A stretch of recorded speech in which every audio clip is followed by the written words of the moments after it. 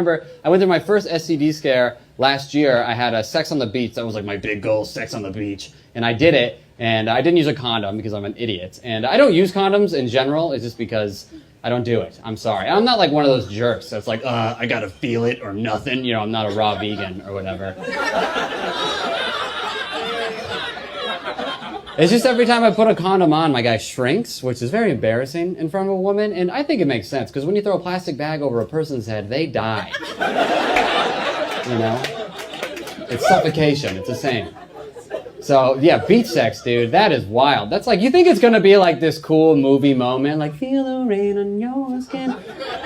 It's not. It's the worst thing in the world, dude. It's just sand covering you and itchy. I mean, it's like a sand uniform. I remember halfway through, I looked down and it looked like I was feeding this girl a churro. It was like... That ain't cinnamon. All right, we're doing it.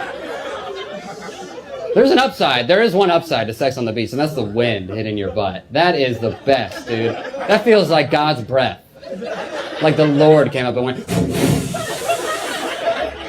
That wind slapped my ass, and I thought, I'm getting a fan in my room.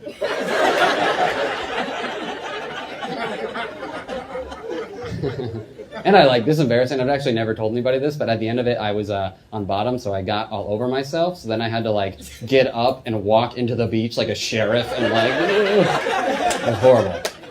It was really bad. STD scares, that's a bad, because you think you're like a good person until you go through an STD scare. I thought I was too, but the morning I woke up with burning pee, I was like, oh, I'm buying a gun tonight. I'm gonna kill her. I'll definitely kill her. I'll kill for less.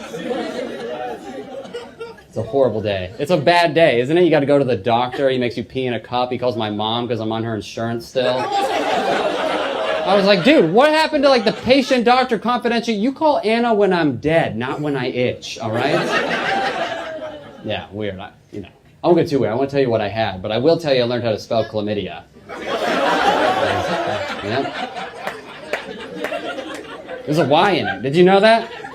That's why there's a sometimes Y rule. It's for chlamydia. No other word. No other word. There's a cure for it, too. I didn't know there was a cure when he told me. He was like, you have chlamydia. I was like, am I going to die? And he was like, no. And he just sent me to Fry's. Yeah, I got the cure for chlamydia at the grocery store. I got fuel points for it. It was awesome. It was $2 too. It's the cheapest thing I've ever bought in my life. Do you understand how cheap that is? That's cheaper than gum. Think about that. You spit gum out. Like with power too. Like, I can't believe I had that in my mouth.